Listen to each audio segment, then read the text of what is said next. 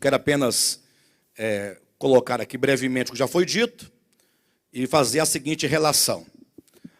Sabemos que toda a Bíblia fala sobre o santuário, de maneira explícita, né? Desde Êxodo capítulo 25, quando Deus ordena a Moisés que se construa um tabernáculo.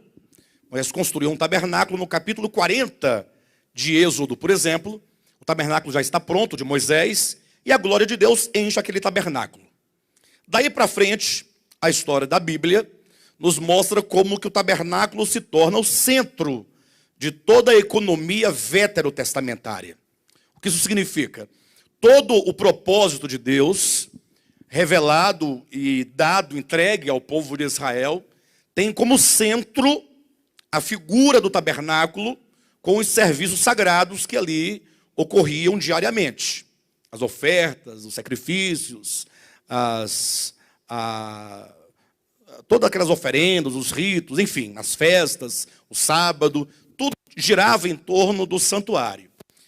Esse santuário, ele veio a se tornar posteriormente o templo de Salomão. Então, depois que o povo de Israel entrou na boa terra de Canaã e deixou de ser um povo nômade, porque enquanto no deserto, por 40 anos, eles não ficavam fixos. Eles ficavam caminhando no deserto. Então, eles não podiam construir no deserto um santuário fixo.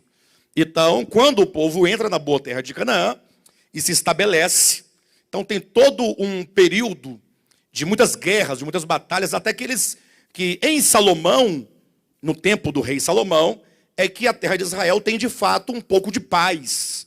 Porque até então era guerra atrás de guerra. Quando eles entraram, veio o tempo dos juízes, depois dos juízes vieram o tempo dos reis, e mesmo no tempo dos reis, primeiramente com Saul, depois com Davi, foi tempo de muita guerra. Davi foi um homem de muita guerra. Salomão foi um homem de paz, era um homem que não guerreava, que fazia acordo de paz com todas as nações possíveis, né? Então, no tempo de Salomão, ele torna obsoleto o santuário feito por Moisés e constrói o templo. Então, o templo é o mesmo santuário, só que agora construído fixamente na terra de Canaã, mais propriamente em Jerusalém. Esse templo, ele foi destruído quando o povo de Israel foi levado para o cativeiro. No caso, as duas tribos, Judá e Benjamim, foram para o cativeiro babilônico. Jerusalém foi sitiada, e foi tomada, e foi queimada, e o templo destruído. Temos que 70 anos depois eles regressam do cativeiro e eles reconstroem o templo. No caso, a reconstrução se deu no tempo pós-exílico por Josué e Zorobabel. Não Josué, lá auxiliar ou servidor de Moisés, mas eu me refiro a outro Josué, o sacerdote, e juntamente com Zorobabel eles reconstroem o templo, que por volta ali dos meados do último século antes de Cristo, ele vai ser restaurado por Herodes, que é o mesmo templo que Jesus entra, ali no capítulo 2 de João, por exemplo, para a purificação. Ele expulsa os cambistas, tal, e que é o templo que foi destruído no ano 70 da era cristã, que hoje não tem mais templo lá em Jerusalém. Entenderam? Bem, santuário de Moisés, seja o templo de Salomão, o templo reconstruído por Zorobabel, ou o templo restaurado por Herodes, ou o templo em que Cristo entrou e limpou, purificou o templo, ou o templo destruído em Jerusalém, tudo isso se refere a uma única ideia acerca da vontade de Deus de se ter um santuário, um tabernáculo.